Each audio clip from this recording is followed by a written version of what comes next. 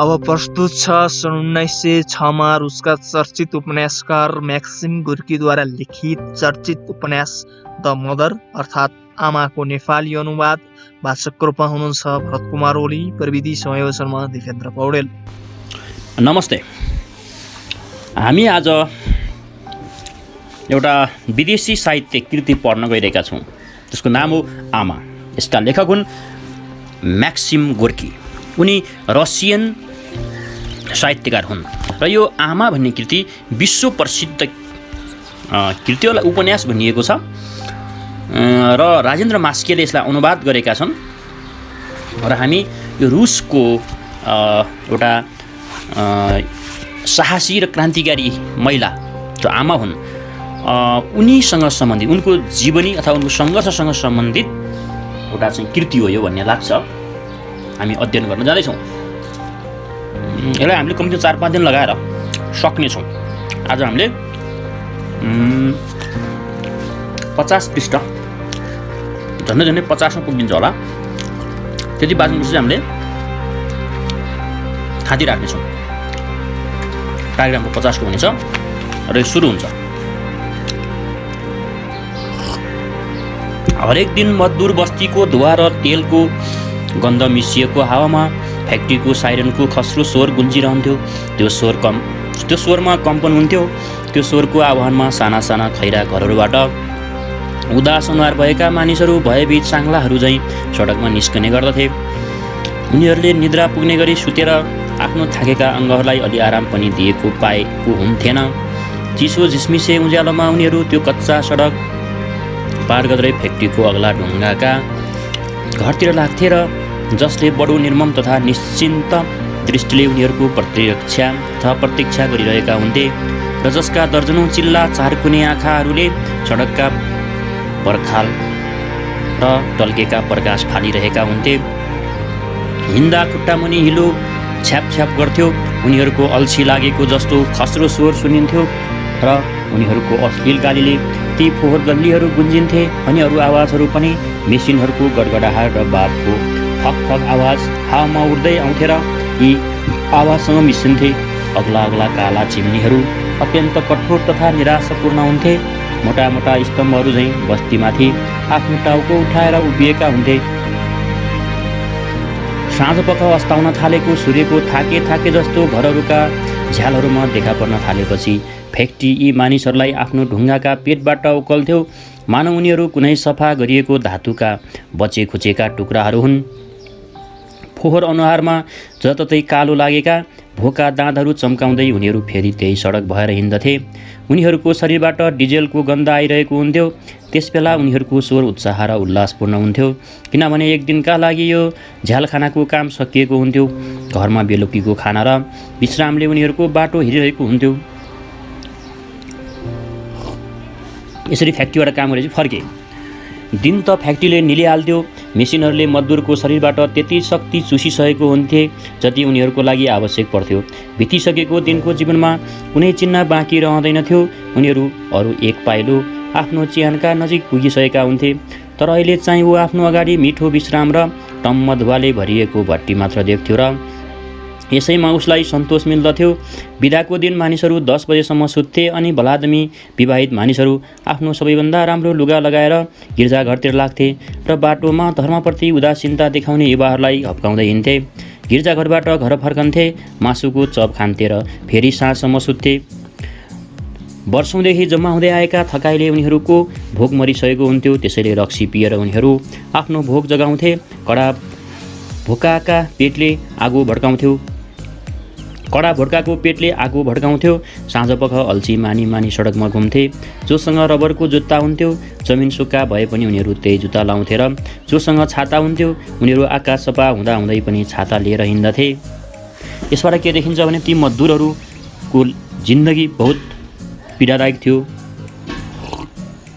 साथीभाइसँग भेट हुँदा फ्याक्ट्रीबारे, मेसिनहरूबारे कुरा गर्थे। नाइकेहरूलाई गाली गर्थे। खाली कामसँग सम्बन्ध भएका विषयहरूबारे मात्र कुरा गर्थे र सोध्थे। उनीहरूको निरस जीवनमा कुनै बेला सानातिना उड्दै आइपुगेका विचारहरूका धमिला झिल्काहरू चम्कन्थे। जब यी मानिसहरू घर फर्किन्थे उनीहरू आफ्ना स्वास्नीहरूसँग झगडा गर्न थाल्थे र अक्सर उनीहरूलाई पिट्ने गर्दथे। युवकहरू या त भट्टीतिर लाग्थे या त आफ्ना साथीहरूको घर पुग्दथे, जहाँ उनीहरू आर्केडियन बजाउँथे, भद्दा गीतहरू गाउँथे, नाच्थे, गाली गर्थे र रक्सी पिएर मातिन्थे। कठोर परिश्रमले चुर भएकाले उनीहरूलाई छिटै रक्सी लागिहाल्थ्यो र एउटा नजानिदो झमझमाहटले उनीहरूको मुटु पोलिरहेको हुन्थ्यो र यो चिडाइ बाहिर निस्कन छटपटाइरहेको हुन्थ्यो। त्यसै कारणले मौका पाउनासाथ उनीहरू सानातिना कुराको लागि क्रुद्ध जनावरहरू झैँ एक दोस्रोमाथि जाइ लागिहाल्थे र आफ्नो हृदयको आगो पोख्थे।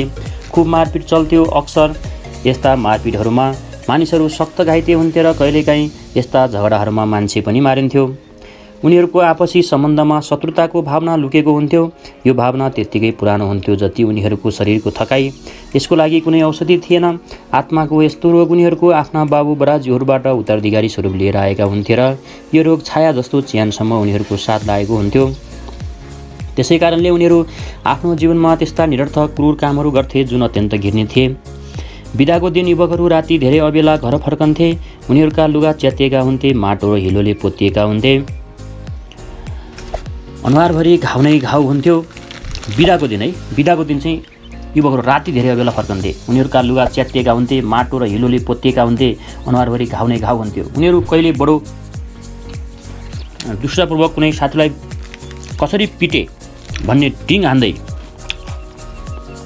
आउँथ्यो त कहिले उनीहरूका अनुहार झुकेको हुन्थ्यो र अपमानले पिरो लिएर रोइरहेका हुन्थे। यसले के देखाउँछ भने त्यति बेलाका युवाहरू धेरै झगडालु हुन्थे। यो रोग छाया जस्तै च्यानसम्म उनीहरूको साथ लागेको हुन्थ्यो। त्यसै कारणले उनीहरू आफ्नो जीवनमा त्यस्ता निरर्थक क्रूर कामहरू गर्थे जुन अत्यन्तै घृणित थिए। बिदाको दिन युवकहरू राति धेरै अबेला घर फर्कन्थे।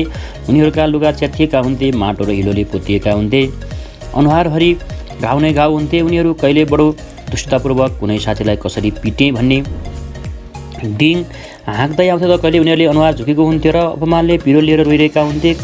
रक्सीले चुर भएका यिनीहरूको जीवन अत्यन्तै दयनीय, दुःखद र घृणास्पद हुन्थ्यो। अक्सर आमा बाबुहरू छोराहरूलाई कुनै झाडी नजिक अथवा भट्टीमा होस हवास घुमाएर पल्टिरहेका पाउँथे। बुढाबुढीहरू उनीहरूलाई नराम्रोसँग सराप्थे। उनीहरूको नरम रक्सीले शिथिल भएको शरीरमाथि लात र मुक्काको वर्षा गर्थे अनि उनीहरूलाई घर ल्याएर केही स्नेहसहित पल्टाउँथे, जसले गर्दा भोलि झिसमिसे उज्यालोमै कुनै कालो छाल जस्तो त्यस सिटीको कर्कश स्वर हावामा गुन्जिन साथ उनीहरूलाई काममा जान बिउझाउन सकियोस्। आमा बाबुहरू आफ्ना सन्तानहरूलाई बेसरी सराप्थे र बडो निर्ममताका साथ कुर्थे। तर मारपिट गर्ने र रक्सी पिउने युवकहरूको यो बानी स्वाभाविकै मानिन्थ्यो। उनीहरूका बाबुहरू पनि आफू जवान हुँदा त्यसै किसिमले कुटपिट गर्थे र रक्सी पिउँथे। उनीहरूका आमा बाबुहरू पनि यसै गरी उनीहरूलाई चुट्ने गर्थे। जीवन सधैँ यस्तै किसिमले चल्दै आइरहेको थियो। जीवनको प्रवाह फोहोर पानीको खोला जस्तै वर्षौँदेखि त्यही मन्द गतिमा नियमित रूपले चल्दै आएको थियो। दैनिक जीवन पुराना बानी बेहोरा, पुराना संस्कारहरू र पुराना विचारहरूको गाँठोमा बाँधिएको थियो। आफ्नो यो पुरानो परम्परादेखि चल्दै आएको जीवन बदल्ने इच्छा कसैलाई पनि थिएन। कहिलेकाहीँ फ्याक्ट्रीको बस्तीमा केही नयाँ मानिसहरू आएर बसोबास गर्थे। सुरुमा त उनीहरूमाथि ध्यान जान्थ्यो किनभने उनीहरू नयाँ हुन्थे। त्यसपछि उनीहरूले पहिले काम गरेका ठाउँबारे गर्ने वर्णनहरूप्रति सामान्य जिज्ञासा मात्र बाँकी रहन्थ्यो। तर बिस्तारै उनीहरूको उत्सुकता भेटिँदै जान्थ्यो र यसरी बस्तीमा उनीहरूले केही समय बिताइसकेपछि उनीहरूमाथि विशेष ध्यान दिन छोड्थे। उनीहरूको वर्णनबाट श्रमिकहरूको जीवन जहाँ पनि एकै नासको हुने रहेछ भन्ने कुरा स्पष्ट हुन्थ्यो। यसो हो भने अरू के कुरा गर्ने र? तर केही नवआगन्तुकहरू यस्ता कुरा गर्थे जुन बस्तीवालाका लागि अनौठो लाग्थ्यो। उनीहरूसँग बहस त कोही पनि गर्दैनथ्यो, तर उनीहरूका अनौठा कुराहरू चाहिँ अविश्वासपूर्वक सुन्दथे। उनीहरूको कुरा सुनेर कोही चिड्दिन्थे त कसैको मनमा अस्पष्ट त्रास पैदा हुन्थ्यो। कसैको हृदयमा चाहिँ आशाको धमिलो किरण देखा पर्थ्यो र उनीहरू अझ बढी रक्सी पिउन थाल्थे, जसले गर्दा जीवनको गाँठोलाई अझ जटिल बनाउन यी अनावश्यक आशंकाहरूलाई पर सार्न सकियोस्। नवआगन्तुकमा कुनै असाधारण कुरा देखा पर्यो भने बस्तीवालाहरू उसँग असन्तुष्ट रहन्थे र आफू जस्ता नभएका कुनै पनि व्यक्तिहरूसँग उनीहरू सतर्क रहन्थे। यस्तो भान हुन्थ्यो मानौ कसैले उनीहरूको जीवनको यस निरस नियमिततालाई खलबल्याइदेला कि भन्ने उनीहरूलाई डर थियो, जुन जीवन जत्तिकै कठोर भए पनि शान्त चाहिँ थियो। जीवनको बोझ सधैँ एक नासको हुन्छ भन्ने कुरामा मानिसहरूको बानी परिसकेको थियो र कुनै पनि प्रकारका परिवर्तनहरूले आफ्नो जीवन स्थितिमा सुधार ल्याउनुको सट्टा उत्पीडन मात्र बढाइदिन्छ भन्ने उनीहरूको धारणा थियो। नयाँ विचार व्यक्त गर्ने मानिसहरूबाट बस्तीवालाहरू चुपचाप पछि हट्दथे अनि यो नवागन्तुकहरू बिलाउँथे, फेरि अन्त कतै लाग्थे। यदि कोही फ्याक्ट्रीमा रहे भने पनि या त बिस्तारै बिस्तारै आफ्नै साथीहरू जस्तो भएर जान्थे या त अरूबाट टाढा टाढा रहन थाल्थे। करिब 50 वर्ष जति यस्तो जीवन बिताइसकेपछि त्यो मान्छे मर्दथ्यो। यसको मतलब त्यति बेलाका रुसका मजदुरहरूको आयु 50 वर्ष थियो।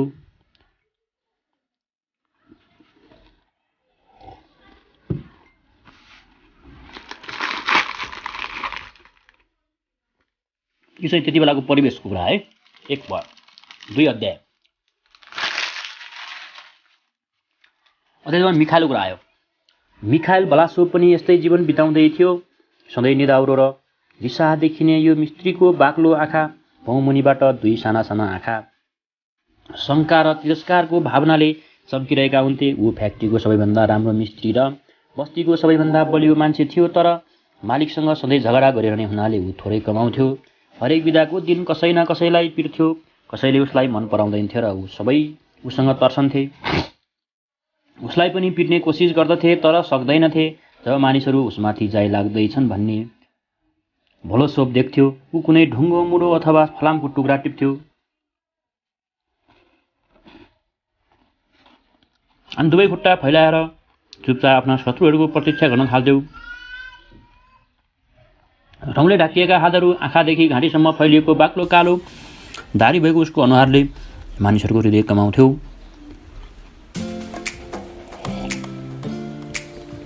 मानिसहरू सबैभन्दा बढी उसको आँखा देखेर तर्सन्थे। ती साना साना तिखा आँखाहरूले मानव कुनै इस्पातको जाबलले जस्तो मानिसहरूलाई चिर्थे। उसका आँखा जुदाउने प्रत्येक व्यक्तिलाई लाग्दथ्यो ऊ कुनै त्यस्तो दानवीय शक्ति अगाडि खडा छ जसले उसमाथि बिना कुनै त्रास वा दयामाया हमला गर्न सक्छ। खबरदार अघि नबढ सुँगुर, ऊ बम्किँदै भन्थ्यो र उसका ठुला ठुला पहेँला दाँतहरू दारीभित्र चम्कन्थे। मानिसहरू तर्सेर पछाडि हट्थे र डर सेरुवाले चाहिँ उसलाई गाली गर्दै पछि सर्थे। सुँगुर, ऊ यति मात्र भन्थ्यो। तिरस्कारले उसका आँखा खुकुरी चाहिँ चम्कन्थे अनि ऊ आफ्नो छाती फुलाउँदै उनीहरूको पछि पछि जान्थ्यो र ठुलो स्वरले ललकार्थ्यो, लौ बाउ, हेरौँ त को मर्न चाहेको रहेछ। मर्न त कोही पनि चाहँदैन थियो। ऊ कमै बोल्थ्यो र सुँगुर उसको सबैभन्दा प्रिय शब्द थियो। ऊ यसै शब्दले फ्याक्ट्रीका मालिकहरू, पुलिसहरू र आफ्नै स्वास्नीलाई सम्बोधन गर्ने गर्दथ्यो। ए सुँगुर नि, देखिनस् मेरो पाइन्ट फाटिसकेको छ। जब उसको छोरो पावेल 14 वर्षको थियो, जब उसले एकपल्ट छोराको कपाल फुल्ल्याउन खोजेको थियो, तर पावेलले एउटा ग्रङ्गो मुग्रो समाएर भन्यो। पाल्नुको छोराले, लौ छौ त, के भनिस्? बादलको छाया भोज वृक्षतिर बढे झैँ छोराको अग्लो दुब्लो पातलो शरीरतिर बढ्दै उसले सोध्यो। अति भयो, पावेलले भने छोराले। अब म अरू बढी सहन सक्दिनँ, यति भनेर उसले मुग्रो उठायो। बाबु चाहिँले छोरालाई ध्यानपूर्वक हेऱ्यो र रौँले ढाकिएको आफ्नो हात पिठ्यौँ पछाडि लुकायो। ठिक छ, उसले खिसिक्का हाँस्दै भन्यो। त्यसपछि लामो सास फेर्दै भन्यो, त सुँगुर। यो घटना घटेको केही समयपछि उसले स्वास्नीलाई भन्यो, अब मसँग कहिल्यै पैसा नमाग्नु, पावेलले नै तँलाई पाल्ने छ। तिमी चाहिँ सबै पैसा रक्सीमा उडाउँछौ होइन? स्वास्नीले सास बटुलेर सोधिन्, तँलाई के वास्ता चन्डाल्ने? म कुनै रखौटी राखौँला। रखौटी त उसले राखेन, तर नबनुन्जेल करिब 2 वर्षसम्म छोरातिर कुनै ध्यान दिएन र कहिल्यै उसँग कुरा पनि गरेन। उसको एउटा कुकुर थियो, ऊ जस्तै बडेमाको र झ्यापझ्यापे। त्यो कुकुर हरेक दिन बिहान उसलाई फ्याक्ट्रीसम्म पुर्याउन जान्थ्यो र साँझ मूल ढोकामा उसलाई पर्खेर बस्दथ्यो। बिदाको दिन भ्यासो एकपछि अर्को भट्टीको चक्कर लाउँदै हिँड्थ्यो। ऊ कसैसँग बोल्दैन थियो र मानिसहरूलाई यसरी गडेर हेर्थ्यो मानव कसैलाई खोज्दैछ। कुकुर आफ्नो भ्याप भ्याप पे पुच्छर हल्लाउँदै दिनभरि मालिकको पछि पछि दगुर्थ्यो। रक्सीले चुर भएर घर फर्केपछि ऊ बेलुकीको खाना खान बस्दथ्यो र कुकुरलाई पनि आफ्नो प्लेटमा खाना दिन्थ्यो। ऊ कुकुरलाई न त कसै कहिल्यै गाली गर्थ्यो न पिट्थ्यो, तर कहिल्यै सुमसुमाउँदैन थियो पनि। खाना खाइसकेपछि यदि स्वास्नीले टेबल सफा गर्न अलिकति मात्र ढिला गरिन् भने ऊ प्लेटहरू भुइँमा फाल्न थाल्दथ्यो र आफ्नो भोड्काको बोतल राखेर भित्तामा अडेस लाएर बस्थ्यो र आँखा चिम्लेर धोत्री स्वरमा मुख फाड्दै कुनै उदास गीत गाउन थाल्थ्यो। उसको त्यो उदास भद्दा आवाज उसको जुङ्गामै अल्झे जस्तो हुन्थ्यो र त्यहाँ झुन्डिएका रोटीका टुक्राहरू खस्दथे। गाउँदा ऊ आफ्नो दारी र जुङ्गा समसम्याउँथ्यो। उसको गानामा शब्दको मतलब बुझ्न सकिँदैनथ्यो र गीतको धुन पनि जाडोमा बाँसु भुके जस्तो लाग्थ्यो जबसम्म भड्काको बोतल खाली हुँदैनथ्यो। उसको गाना बन्द हुँदैनथ्यो अनि त्यसपछि त्यही बेन्चमा गुटमुटिन्थ्यो र टेबलमा टाउको अड्याएर फ्याक्ट्रीको सिटी नबुझिन्सम्म सुत्थ्यो। कुकुर पनि उसको छेउमा पल्टिएको हुन्थ्यो। हर्नियाको रोगले उसको मृत्यु भयो। मर्नुअघि ऊ 5 दिनसम्म बिछौनामा बडबडाइरह्यो। उसको अनुहार कालो भइसकेको थियो र आँखा बन्द थिए। ऊ सधैँ दाँत किटिरहेको हुन्थ्यो। कहिलेकाहीँ ऊ स्वास्नीलाई भन्थ्यो, मलाई अलिकता विष दे, मारिदे मलाई। डाक्टरले मिखाइललाई पुल्टिस बाँध्नुपर्छ भन्यो। साथै उसले यो पनि थप्यो, उसको अपरेसन गर्नु जरुरी छ र त्यसै दिन अस्पताल लानुपर्छ। मिखाइलले थोत्रे स्वरमा भन्यो, सत्यनाश होस् तेरो, म तेरो मद्दत बिना मर्न सक्छु, सुँगुर कहीँको। डाक्टर गइसकेपछि जब स्वास्नीले आँखाभरि आँसु पार्दै लोग्नेलाई अपरेसन गर्न मनाउन थालिन्, उसले स्वास्नीतिर मुक्का तिर्स्याउँदै भन्यो, ठिक भए भने तेरै हालत खराब हुन्छ।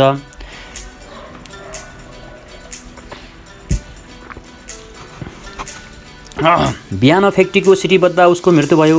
उसलाई सब पेटिकामा हाल्दा उसको मुख खुला थियो र आँखी भाउ रिसले तन्किएका थिए। उसकी स्वास्नी, छोरो, कुकुर, दानिला, भेसो भसीको पुरानो रक्सीबाज र चोर जो फ्याक्ट्रीबाट निकालिएको थियो, दानिला भन्ने, र बस्तीका केही माग्नेहरू उसको लास गाड्न गए। स्वास्नी चाहिँ अलिकति रोइन्, त्यो पनि चुपचाप। पावेल अलिकति पनि रोएन। मलामी जाँदा बाटोमा भेट भएका बस्तीका मान्छेहरू थामिन्थे र छातीमा क्रसको चिन्ह बनाउँथे। लोग्ने मरेकोमा असाध्यै रमाउने छिन्, उनीहरू भन्थे। अरूहरू सही थप्दै भन्थे, मरेको होइन, कुकुरले सास फेर्न छोडेको हो। सब गाडेर मानिसहरू फर्के तर कुकुर त्यहीँ रह्यो र ताजा माटोमा चुपचाप च्यान सुँगेर बसिरह्यो। केही दिनपछि कसैले त्यो कुकुरलाई मारिदियो। बाबु मरेको 2 हप्तापछि आइतबारको दिन पावेल भलासो रक्सीले चुर भएर घर फर्कियो। लट खराउँदै घरभित्र पस्यो र घिच्सिँदै टेबलको छेउमा रहेको मेचमा बस्यो। अनि बाबुले जस्तै जोरले टेबलमा मुक्का हानेर चिच्याउँदै आमालाई भन्यो, खाना ल्याऊ। आमा छोराको छेउमा आएर बसिन्। उसलाई गालो मारिन् र उसको टाउको आफ्नो छातीमा टाँसिन्। तर उसले आमालाई धकेल्दै चिच्यायो, आमा छिटो गर, कस्तो उल्लु केटो रहेछ। आमाले उदास हुँदै बडो स्नेहपूर्वक छोरालाई आफूतिर तान्दै भनिन्, म चुरोट पनि पिउन थाल्छु, मलाई बाको पाइप ल्याइदेऊ। बडो कठिनापूर्वक आफ्नो जिब्रो हल्लाउँदै पावेलले बडबडायो। त्यस दिन उसले पहिलोपटक रक्सी पिएको थियो। भड्काले उसको शरीर शिथिल पारेको थियो तर चेतना नष्ट भएको थिएन र उसको दिमागमा बारम्बार एउटै प्रश्न दोहोरिँदै थियो, के मलाई रक्सी लागेको छ, के मलाई रक्सी लागेको छ।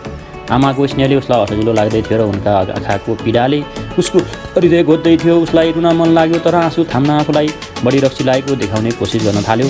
आमाले उसको पसिनाले भिजेर अल्झिएको कपाल सुमसुम्याउँदै भनिन्, नपिउ बाबु तिमी। पावेललाई बान्ताउन थाल्यो। धेरै बेरसम्म बान्ता गरिसकेपछि आमाले उसलाई बिछौनामा पल्टाइदिन् र पानीमा रुमाल भिजाएर उसको निधारमा पट्टी बाँधिदिन्। अब पावेललाई अलि ठिक हुन थाल्यो तर उसलाई यस्तो लाग्दै थियो कि मानव उसमुनिको जमिन र चारैतिरका सब कुरा लहर जस्तो घुम्दैछ। आँखाको पटल कति गरौँ लाग्दै थियो भने आँखा खोल्न पनि गाह्रो भइरहेको थियो। मुखमा बडो नमिठो स्वाद थियो।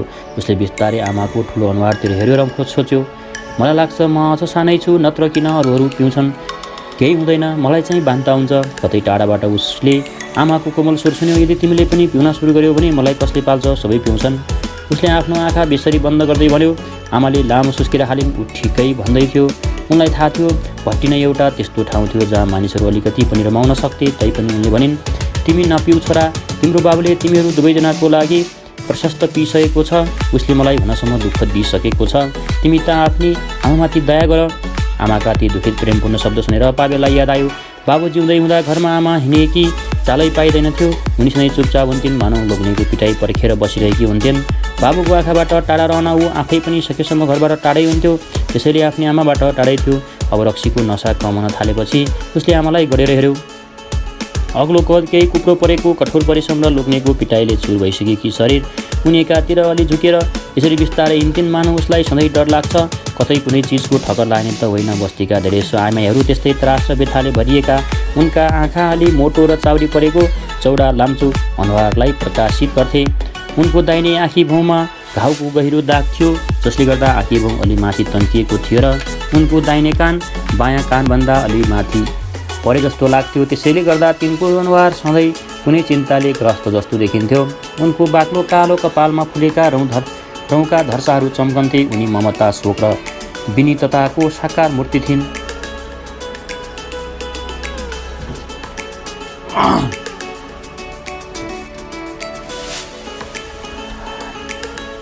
उनको गालामा बिस्तारै आँसुका थोपाहरू चुइँदै थिए। नरौ आमा छोराले बिस्तारै अनुरोध गर्यो, मलाई पानी पिउन देऊ, म तँलाई बरफको पानी ल्याइदिन्छु। तर आमा फर्कुन्जेल ऊ निदाइसकेको थियो। एकछिन उनले आफ्नो छोरालाई हेरिरहन्। हातको भाँडो काप्दै थियो। बरफका टुक्राहरू भाँडोभित्र एक आपसमा ठक्कर खाँदै थिए। भाँडो टेबलमा राखेर उनी चुपचाप देवप्रतिमा अगाडि घुँडा टेकेर बसिन्। बाहिर रक्सीबाजहरूले गरेको हल्ला घरभित्रसम्म सुनिन्थ्यो। शरद रात्रिको ठन्डी र अन्धकारलाई चिर्दै आर्केडियनको एकनासे आवाज आइरहेको थियो। एउटा धोत्रे स्वरमा गाउँदै थियो, अर्को फोहोर गाली गर्दै थियो। आइमाईहरूको थाकेको चिडिएको आवाज आउँदै थियो।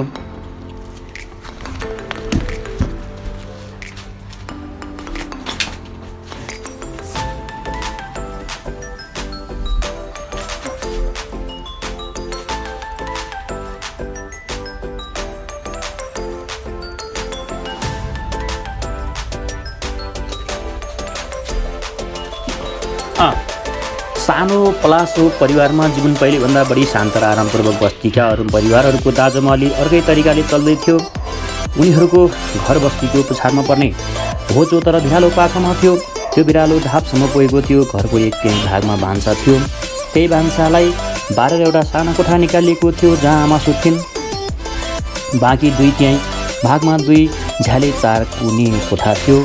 त्यस कोठाको एउटा कुनामा पावेलको पलङ थियो, अर्को कुनामा एउटा टेबल र दुईटा बेन्च राखिएका थिए।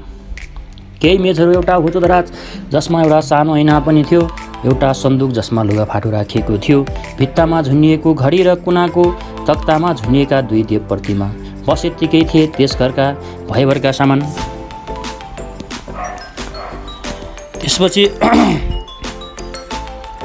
त्यसपछि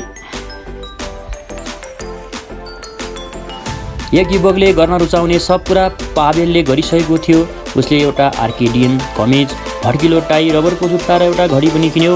यस प्रकारले ऊ आफ्नो उमेरमा अरू युवाहरू जस्तै देखिन्थ्यो। ऊ साँझ साथीहरूसँग कुनै हुने नाचगानमा जान्थ्यो। उसले क्रेडिल र पोल्का नाच नाच्न सिकिसकेको थियो र हरेक आइतबार रक्सी पिएर घर फर्कन्थ्यो। तर भोटकाले उसलाई सधैँ खराब मात्र गर्थ्यो र सोमबार बिहान जब उठ्थ्यो तब उनको टाउको दुखिरहेको हुन्थ्यो, मुटु पोलिरहेको हुन्थ्यो र अनुहार फुस्रो र मलिन हुन्थ्यो।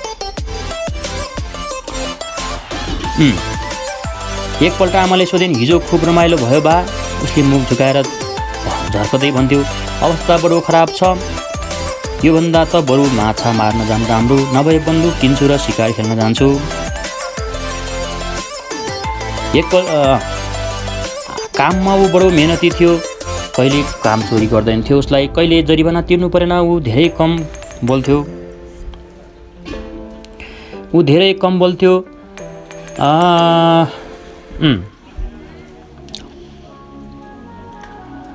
र आमाकै जस्ता उसका ती ठुला ठुला निला आँखामा सधैँ असन्तोषको भावना फैलिएको हुन्थ्यो। उसले न बन्दुक नै किन्यो न माछा मार्न गयो। तर छिट्टै एउटा कुरा चाहिँ स्पष्ट भयो, ऊ त्यस बाटोमा हिँडिरहेको छैन जुन बाटो अक्सर सबैले समाउने गर्छन्। ऊ युवकहरू जम्मा भएर हाँसो ठट्टा रमाइलो गर्ने ठाउँमा कम जान थाल्यो। बिदाको दिन गायब जरुर हुन्थ्यो तर सधैँ रक्सी नपिकन फर्कन्थ्यो। आमाको तिखो दृष्टिबाट यो कुरा लुक्न सकेन। छोराको गाउँगोरो अनुहार अझ पातलो हुन थालेको थियो। आँखा अझ गम्भीर भए। उसका ओठ अनौठो तरिकाले कसिएर बन्द भएको हुन्थे जस्तो लाग्थ्यो। या त भित्रभित्रै कुनै कुराले उसलाई पिरोल्दैछ या त कुनै रोगले उसलाई त सताउँदैछ। पहिले साथीहरू उसलाई भेट्न आउँथे तर अब उनीहरू पनि आउन छोडे, किनभने ऊ कहिल्यै घरमा आउँदैनथ्यो। छोरा कारखानाका अरू युवकहरू जस्तो नभएको देख्दा आमालाई खुसी लाग्थ्यो। तर जीवनको त्यस अन्धकार बाटोबाट हटेर जुन बाटोमा अरू सब हिँड्ने गर्थे, छोरा बडो उत्साहित कुनै अर्कै बाटो खोज्दैछ भन्ने कुरा देख्दा आमाको हृदय कुनै अस्पष्ट त्रासले कापेको हुन्थ्यो। पावेल, तँलाई सन्चो त छ छोरा? कहिलेकाहीँ आमा सोध्ने गर्थिन्। सब ठिक छ आमा, जवाब दिन्थ्यो। कति दुब्लाइसकिस् आमा लामो सास फेर्दै भन्थिन्। ऊ घरमा किताबहरू लिएर आउँथ्यो र ती किताबहरू लुकी पढ्थ्यो। पढिसकेपछि किताबहरू सधैँ लुकाउने गर्थ्यो। कहिलेकाहीँ ऊ यस्तो किताबको कुनै भाग छाड्थ्यो र त्यो कागज पनि कतै लुकाउँथ्यो।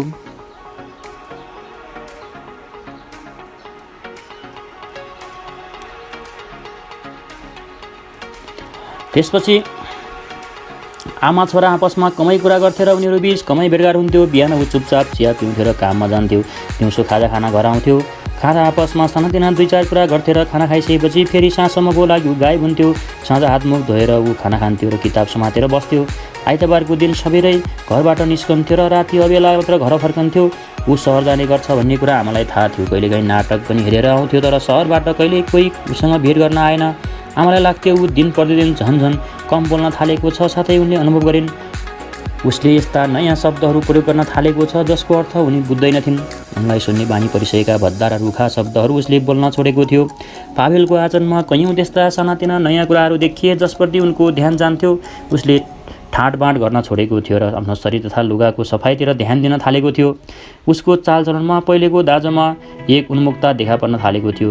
उसको व्यवहार बढी सिधासादा हुन थालेको थियो र यी सब कुराले गर्दा आमा तर्सेर छोरातिर हेर्थिन्। आमाप्रतिको व्यवहारमा पनि पावेल बदलिएको थियो। ऊ कहिलेकाहीँ कोठा बढार्ने गर्थ्यो। आइतबारको दिन सधैँ आफ्नो बिछ्यौनामा मिलाउँथ्यो र सधैँ आमालाई काममा मद्दत गर्न थालेको थियो। सधैँ आमालाई काममा मद्दत गर्ने कोसिस गरिरहेको थियो। बस्तीमा अरू कोही पनि यसो गर्दैनथे। एक दिन उसले एउटा तस्बिर ल्याएर भित्तामा झुन्ड्यायो। तस्बिरमा 3 जना मानिसहरू बडो गम्भीरतापूर्वक कुरा गर्दै सडकमा गइरहेका थिए। यहाँ ईसा पुनर्जीवित भएर एम्माउस जाँदैछिन्। पावेलले आमालाई तस्बिरको अर्थ बुझाउँदै थियो। यहाँ ईसा पुनर्जीवित भएर एम्माउस जाँदैछिन्। तस्बिर देखेर आमा खुसी भइन्, तर उनले सोचिन् ईसालाई त मान्छ तर गिर्जाघर किन जाँदैन।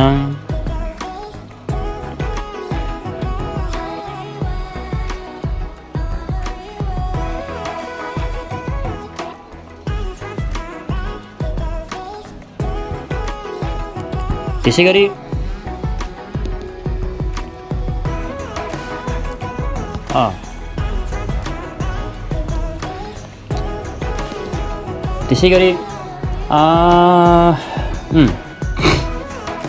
पावेलको सिकर्मी साथीले बनाइदिएको राम्रो तक्तामा किताबहरूको सङ्ख्या बढ्दै थियो। कोठा राम्रो देखिन थालिसकेको थियो। पावेल अवसर आमालाई मुमा भन्ने गर्थ्यो र तपाईँ भनेर सम्बोधन गर्थ्यो। कहिलेकाहीँ मामा मात्र बढी मायालु शब्दले सम्बोधन गर्थे। आमा, मेरो बारे धन्दा नलिनुहोस्, आज राति अलि अबेला फर्किन्छु।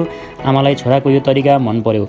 उसको शब्दमा पनि उनले दृढता गम्भीरताको भावना पाइन्, तर आमाका आशंकाहरू पनि बढ्दै गए। हुन त यी आशंकाहरूको अझ पनि कुनै स्पष्ट कारण थिएन, तैपनि कुनै असाधारण कुराको पूर्वाभासले उनको हृदयको बोझ बढ्दै थियो। कहिलेकाहीँ उनलाई छोरा देखेर दिक्क पनि लाग्थ्यो र सोच्थिन् किन ऊ सबै जस्तो छैन, पुरा साधु बनिसक्यो, सधैँ गम्भीर रहन्छ। यस्तो उमेरमा पनि त्यसरी हुन्छ र फेरि कहिले सोच्थिन् कुनै केटीको फन्दामा त परेन।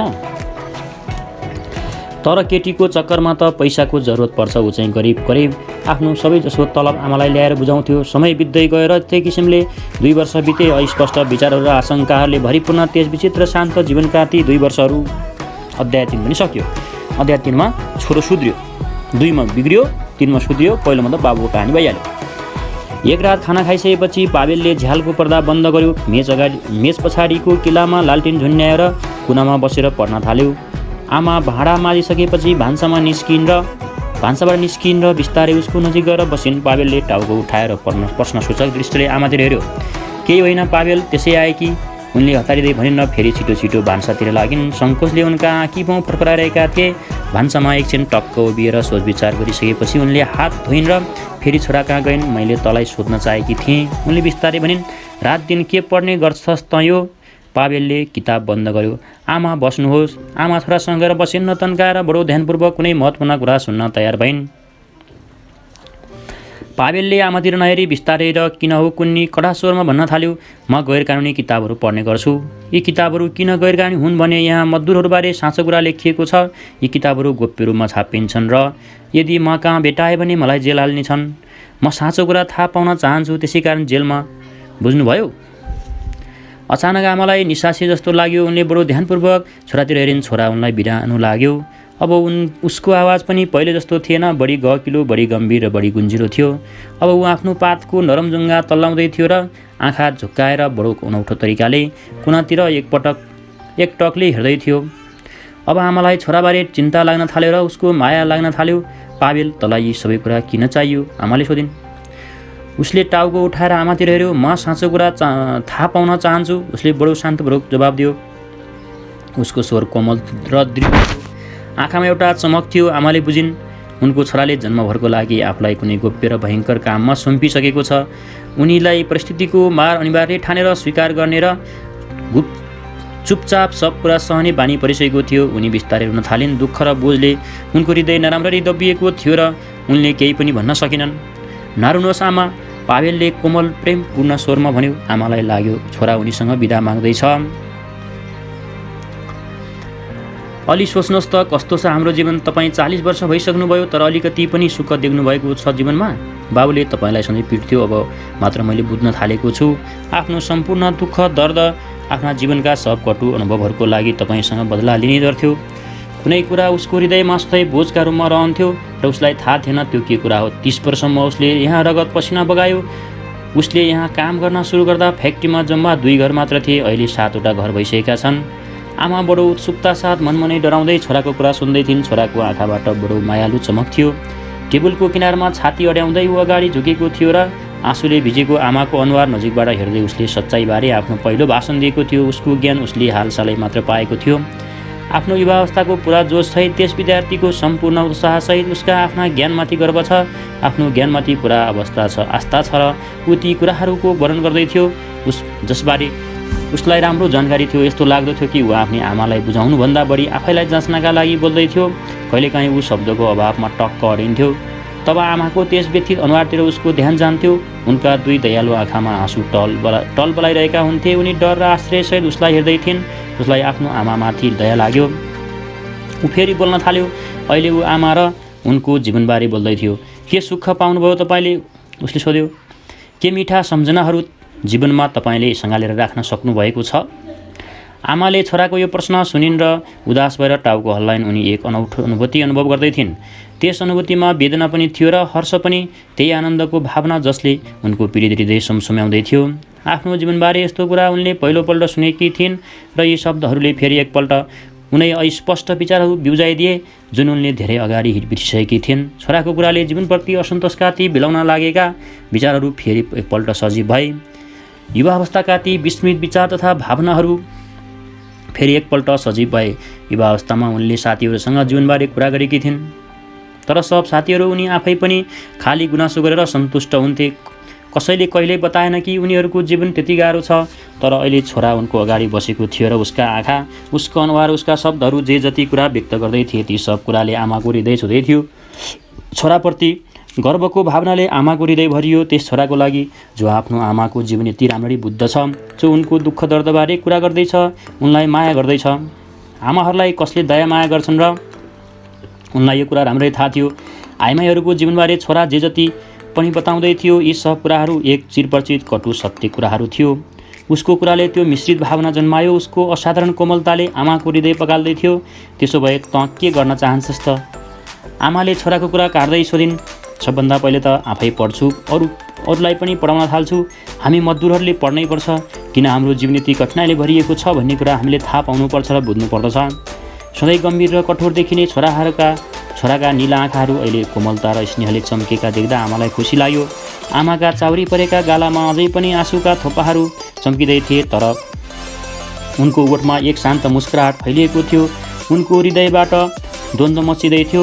एकातिर त उनलाई आफ्नो त्यस छोरामाथि गर्व थियो जो जीवनका कटुताहरू यति राम्ररी बुझ्दथ्यो, अर्कोतिर उनलाई त्यस चेतनाले सताउँदै थियो। छोरा अझ केटै छ, ऊ जस्तो कुरा गर्दैछ त्यस्तो अरू कोही पनि गर्दैन। ऊ एक्लैले त्यस जीवनको विरुद्ध सङ्घर्ष गर्ने अठोट गरेको छ जुन जीवनलाई उनले र अरू सबैले अनिवार्य मान्दै सहँदै आएका छन्। र उनलाई भन्न मन लाग्यो, तर छोरा तँ गर्नै पो के सक्छस् र? तर उनले यसो भनिन्। अलि बिरानै जस्तो भए पनि यति समझदार रूपमा देखा परेको आफ्नो छोरालाई उनी मुग्ध भएर हेर्दै थिइन्। आफ्नो आमाको ओठमा मुस्कुराहट, अनुहारमा मननको भावना र आँखामा ममता देख्दा पावेलले बुझ्यो आमालाई आफ्नो कुरा बुझाउन सफल भएछु। आफ्नो शब्दको शक्तिमा रहेको युगोचित गर्वले उसको आत्मविश्वास बढाइदियो। ऊ ठुलो जोसले बोल्दै थियो र कहिले आँखी भाउ थुम्सिन्थे, तर कहिले उसको स्वर घृणाले भरिन्थ्यो। उसको शब्दमा गुन्जिएको कठोरता सुनेर आमालाई डर लाग्थ्यो र उनी टाउको हल्लाउँदै बिस्तारै सोध्थिन्। हो र पावेल? हो आमा, ऊ दृढतापूर्वक जवाब दिन्थ्यो। पावेलले ती मानिसहरूबारे बताउन थालेको जनताको भलाइका लागि उनीहरूबीच सच्चाइको बिउ रोप्दथे। यसको लागि जीवनका शत्रुहरू हिंसक झैँ उनीहरूको पछि लाग्थे, उनीहरूलाई जेलमा ढुस्थे, निर्वासनमा पठाउँथे। मैले त्यस्ता मान्छेहरूलाई चिनेको छु। उसले ठुलो जोससहित भन्यो। यिनीहरू विश्वका उत्कृष्ट व्यक्तिहरू हुन्। यस्ता मानिसहरूको विचारले उनको मुटु काप्यो र फेरि एकपल्ट छोरालाई सोध्ने इच्छा भयो। हो र? तर उनले आँट्न सकिनन्। उनी सास रोकेर ती व्यक्तिबारे सुन्दै थिइन् जसको कुरा उनी बुझ्दैनथिन्। तर उनले उनको छोरालाई यस्ता भयङ्कर कुराहरू बोल्न र सोच्न सिकाएका थिए। अन्त्यमा गएर उनले भनिन्,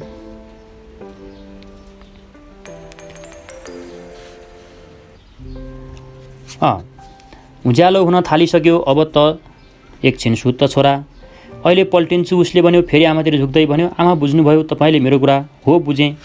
उनले टाउको हल्लाउँदै जवाब दिइन्। फेरि आँसुको धारा बग्न थाल्यो र अचानक उनले जोडले भनिन्, बर्बाद होलास् त बाबु। पावेल उभियो।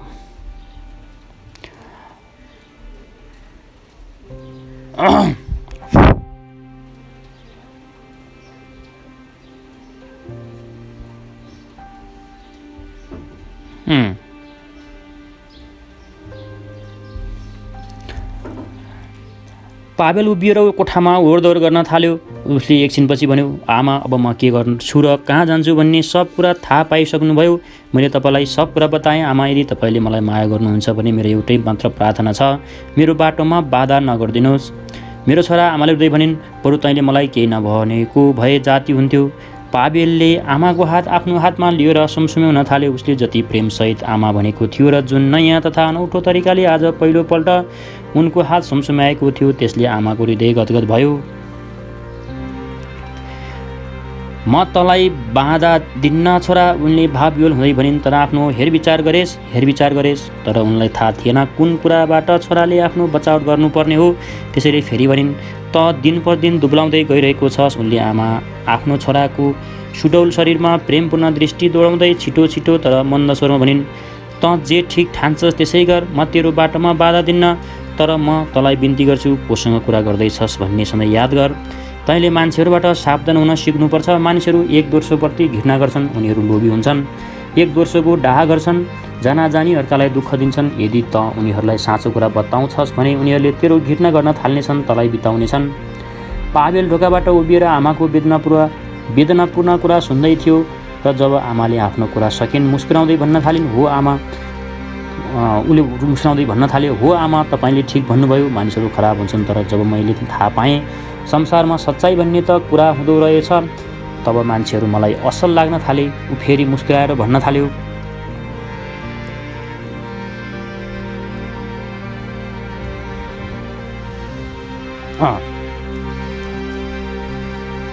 त्यसपछि मलाई आफूलाई थाहा छैन कसरी यस्तो हुन गयो। सानै उमेरदेखि म सबैसँग तर्सन्थेँ। ठुलो हुन थालेपछि कसैलाई उसको निजताको लागि घृणा गर्न थालेँ त कसैलाई थाहा छैन किन हो त्यसै घृणा गर्न थालेँ। तर अब सबै कुरा बदलिएको छ। हुनसक्छ मलाई मान्छेहरूमाथि दया लाग्छ, आफूलाई थाहा छैन। तर जबदेखि मैले बुझ्न थालेँ आफ्नो पाशविकताको लागि सधैँ मान्छेहरू स्वयं दोषी हुँदा रहेनछन्, मेरो हृदय पग्लन थाल्यो। ऊ बोल्दा बोल्दै बिचमा थामियो, मानौ आफ्नो अन्तरात्माको आवाज सुन्दै थियो अनि बडो शान्त स्वरमा भन्न थाल्यो, यस्तो हुँदो रहेछ सच्चाइको प्रभाव। यही ईश्वर कस्तो भयङ्कर तरिकाले नै बदलिएछस्। आमाले छोरातिर हेर्दै लामो सुस्केर हालिन्। ऊ निदाइसकेपछि आमा आफ्नो बिछौनाबाट उठिन् र बिस्तारै उसको नजिक गइन्। पावेल उत्तानो पल्टिएको थियो र सेतो तकियाको पृष्ठभूमिमा उसको गहुँगो अनुहारको गम्भीर तथा कठोर रूपरेखा स्पष्ट देखा पर्दै थियो। नाङ्गा खुट्टा र सुत्ने लुगा लगाएकी आमा छातीमा हात बाँधेर उसको अगाडि उभिएकी थिइन्। मौन प्रार्थना गरिरहेका उनका ओर हल्लिरहेका थिए र गालामा आँसुका ठुल्ठुला थोपाहरू चुइदै थिए। फेरि पहिले जस्तै उनीहरूको जीवन चल्न थाल्यो। दुवै चुपचाप एक दोस्रोबाट टाढा हुँदै पनि नजिक। अध्याय 4 यसरी छोराले क्रान्तिको तयारी गरेको जस्तो देखिन्छ। अब अध्याय 5 मा गएका छौँ हामी। एकपल्ट हप्ताको बिचमा बिदा परेको थियो। घरबाट निस्किँदै पावेलले आमालाई भन्यो, शनिबार सहरबाट केही मान्छेहरू कहाँ आउँदैछन्। सहरबाट रे? आमाले शब्द दोहोऱ्याइन् र अकस्मात रुन थालिन्। के भयो आमा? पावेलले अलि झर्कदै सोध्यो। आमाले पछ्यौरीले आफ्नो आँसु पुस्दै लामो सुस्केर हालिन्। खोइ थाहा छैन। त्यसै आमाले भनिन्। डर लाग्यो कि? आमाले हो। ऊ आमातिर झुकेर बाबु जस्तै झर्कदै भन्यो, यही डरले त हामीलाई खतम पार्दैछ। हामीमाथि हुकुम चलाउनेहरू पनि यही डरबाट फाइदा उठाउँछन् र हामीलाई अरू बढी तर्साउँछन्। नरिसा, आमाले दुखी हुँदै भनिन्। कसरी नतर्सने, पुरा जिन्दगी नै डरमा बितिसक्यो। यो डर त मेरो आत्मामा भिजिसकेको छ है। त्यसपछि आमा मलाई माफ गर्नुहोस्, तर मेरो लागि अर्को बाटो छैन, पावेलले बिस्तारै तर स्नेहपूर्वक भन्यो। यति भनेर ऊ निस्कि पनि हाल्यो। 3 दिनसम्म उनको मुटु कामिरह्यो। घरमा बिराना डरलाग्दा मान्छेहरू आउँदैछन् भन्ने कुरा सम्झदा उनको मुटु काम्न थाल्यो। यिनीहरूले त हो नि उनको छोरालाई त्यो बाटो देखाइदिएका, जुन बाटोमा ऊ अहिले हिँड्दैछ।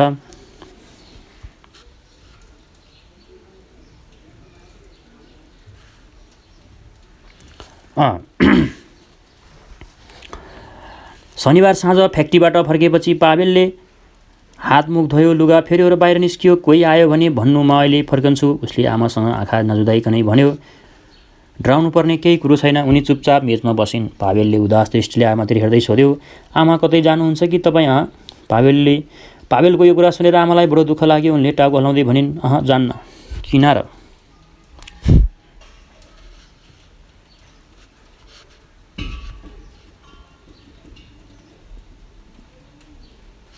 है यो कुरा छ है। त्यसपछि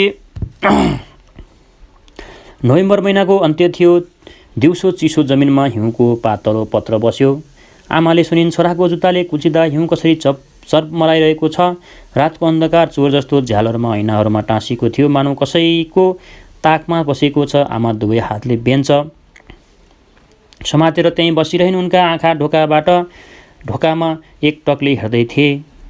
उनलाई लाग्यो अँध्यारोमा चारैतिरबाट अनौठो लुगा लगाएका चोरहरू जस्ता भयानक मान्छेहरू घरतिर आउँदैछन्। मानौ उनीहरू केही कुरा खोज्दैछन्। कोही घर वरिपरि घुम्दै थिए, भित्ता छाम्दै थिए। कसैले सिटी बजाएको आवाज सुन्यो। त्यो उदास र सुरिलो आवाज अन्धकार र सुनसानमा लहराउँदै आइरहेको थियो, मानौ केही कुरा खोज्दै थियो। आवाज निरन्तर नजिक आउँदै थियो। अचानक झ्यालको एकदम नजिक पुगेर त्यो आवाज थामियो, मानौ भित्ताको काठमा बिलायो।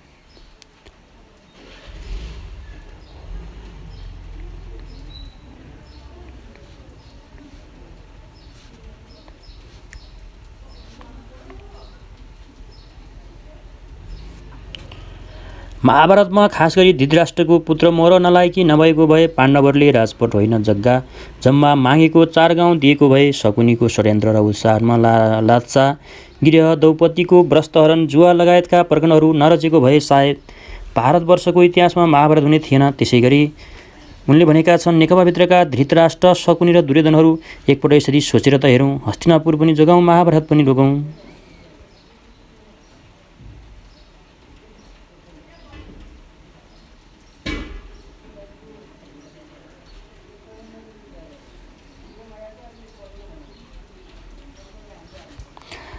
त्यसैगरी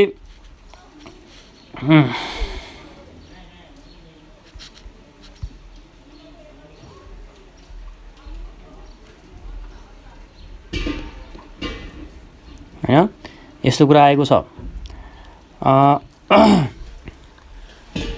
बरन्डामा कसैले खुट्टा घिसारेको आवाज सुनियो। आमा तर्सिन्न, शङ्काले उनका आँखी भौँ तन्किए। उनी उभिन्।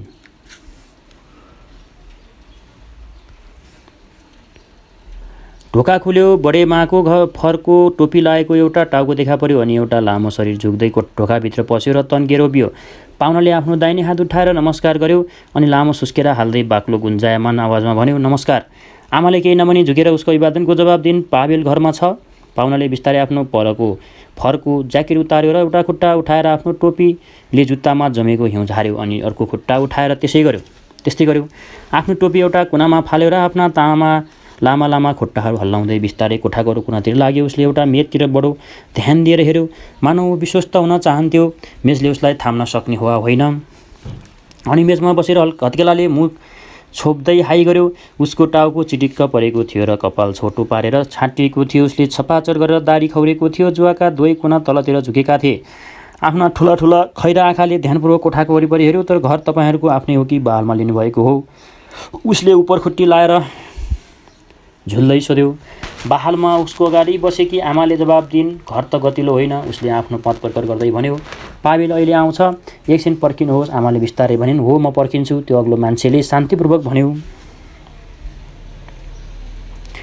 ओलीसम्ममा 2टा लाइन, एउटा सहमति खोज्ने, अर्को भिड्ने। पूर्व माओवादीमा पनि 2 धार, समझदारी गर्ने कि हटाउने। केपी ओलीको पक्षमा रहँदै आएका नेकपाका हस्तीहरू ईश्वर पोखरेल, विष्णु पोखरेल, सुभाष नेवाङ, शङ्कर पोखरेल पार्टी एकता जोगाउन र अर्को पक्षलाई समझदारीमा ल्याउन प्रयासरत छन्। पार्टी एकता जोगाउनका लागि मुख्यमन्त्री शङ्कर पोखरेल बुटवलबाट काठमाडौँ आएर कोटेश्वर त कहिले खमलटार गरिरहेका छन्। उनले आवश्यक परे मुख्यमन्त्री त्याग्न तयार रहेको नेतृत्वलाई बताइसकेका छन्। अरू नेताहरू पनि दूरी घटाउन लागिपरेका छन्। तर केपी ओलीका निकटस्थ केही नेताहरू चाहिँ पार्टीमा एकताभन्दा पनि मुठभेड निम्त्याउने तयारीमा छन्। उनीहरू विभिन्न सांसदलाई लिएर बालुवाटार जाने र संसदीय दलमा प्रधानमन्त्रीलाई बहुमत पुर्याइन्छ तपाईँ नजुग्नुहोस् भन्दै उक्साउन सक्रिय छन्। ओलीलाई बहुमत देखाउने अभियानमा सांसद महेश बस्नेत सहितको टोली सक्रिय छ। यो टोलीमा सांसद किसान श्रेष्ठ पनि सक्रिय छन्। उनीहरू विभिन्न सांसदलाई भेट्ने र ओलीतिर नजिक ल्याउने कार्यमा सरिक भइरहेका छन्। बालुवाटारको रणनीति हेर्दा केपी ओलीका समर्थक बीचमै दुई लाइन देखिन्छ। एक थरी नेता समझदारीका लागि प्रयास छन् भने अर्को थरी नेताहरू माधव नेपाल प्रचण्डप्रति आक्रामक छन्। जस्तो ओली समयमा रहेका कतिपयले पूर्व माओवादीका पूर्वशाला आफूतिर तान्न खोजिरहेको देखिन्छ भने अर्को समयले उनलाई बाबुरामबाट जोगाइएका काशी तिवारी हत्यारा भनेर बदनाम गर्ने काम पनि सँगसँगै गरिरहेको छ। विशेष गरी महेश बस्नेतको निकट रहेका युवा संघ नेता कार्यकर्ताहरू पर्व शाह विरुद्ध लागेका छन्। समाजवादीका सांसद सुरेन्द्र यादवलाई मधुरा उठाएर ल्याएपछि सरकार आलोचना भएको थियो र त्यो घटनामा बाबुराम भट्टराई विरुद्ध महेश बस्नेत निकट युवा संघ कार्यकर्ताहरू मुद्दा मामिलामा उत्रिएर वातावरणलाई झनै उत्तेजित बनाउने काम गरेका छन्। तर युवा संघका संयोजक दीपशिकाको पहलमा युवा संघले ब्याग हटेको स्रोतले बताएको छ। प्रचण्डसँग पनि दुई धार छन्, उसलाई हटाउने कि समझदारी गर्ने। नेकपाभित्र माधव नेपाल पक्षले प्रधानमन्त्री ओलीलाई दुवै पदबाट हटाउने चेतावनी दिइरहेका बेला पूर्व माओवादी खेमा भने केही नेताले केपी ओलीलाई प्रधानमन्त्री हटाउनु हुन्न भन्दै ओली र प्रचण्ड बीचको एकतामा जोडिएका छन्। ओलीले दुईमध्ये एक पद नछाडे प्रधानमन्त्रीलाई हटाउने चेतावनी नेपाल पक्षले दिइसकेको छ।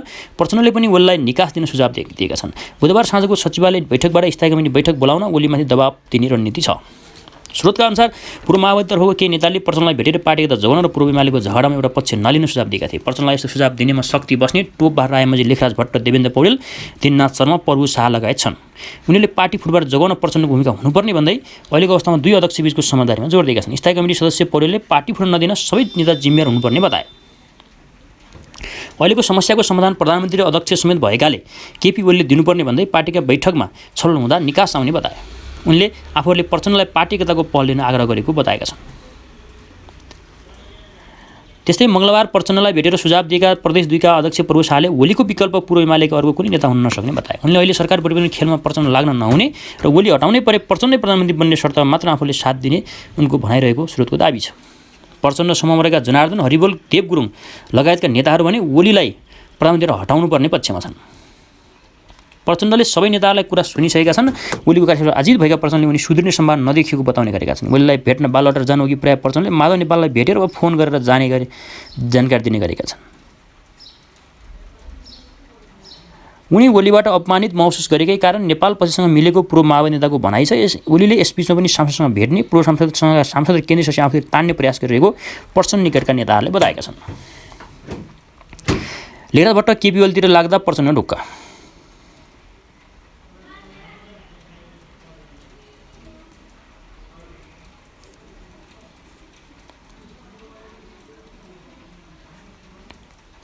मन्त्रीबाट केपी ओलीको गुटमा लागेको तर बालुवाटारमा आयोजना गरेको भेलामा समेत सहभागी भएको खबर आएपछि केही पूर्व माओवादी नेताले प्रचण्डलाई भनेका छन् भट्टजीसँग एकपल्ट अध्यक्षले कुरा गर्ने हो कि।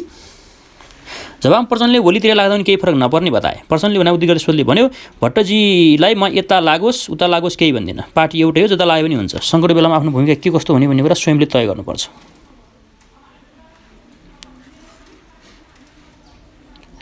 सुदूरपश्चिमका नेकपा नेता भट्ट ओलीतिर लाग्यो भने पूर्व एमालेका भीम रावल आफूहरूसँग नजिक रहेको उदाहरण दिँदै प्रचण्डले पार्टीमा पूर्व गुटहरू एकैतिर हुनुभन्दा यसरी नै छ्यासम्यास हुँदाखेरि नै एकताको भाव सञ्चार हुने बताए। अब पूर्व गुटहरू एकै ठाउँमा हुनुपर्छ भन्ने छैन। मन्त्री भट्ट अहिले ओली नेतृत्वको सरकारमा छन्। सरकारमा भएको व्यक्तिले आफ्नै प्रधानमन्त्री विरुद्ध सार्वजनिकमा बोल्न नेताले दिँदैन। यस्तो अवस्थामा एकजना मन्त्रीले प्रधानमन्त्रीको बचावमा बोल्नु स्वाभाविक रहेको नेकपाका नेताहरूले बताउँछन्।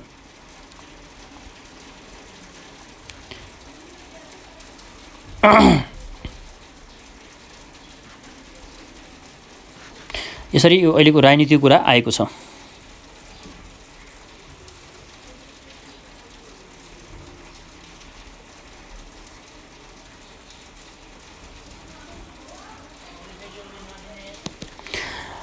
ल अब हामीले अझै अध्याय 5 लाई नियन्त्रण दिइरहेका छौँ।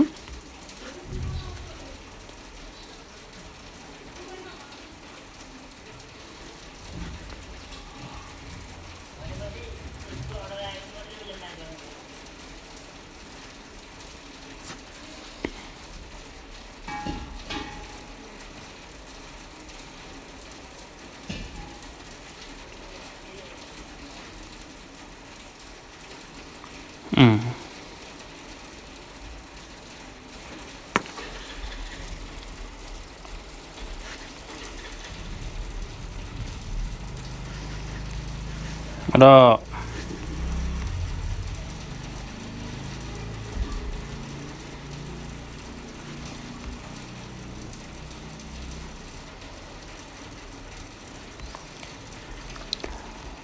ओके,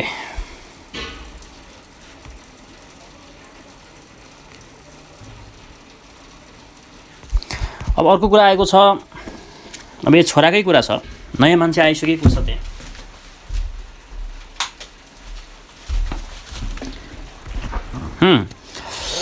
त्यसपछि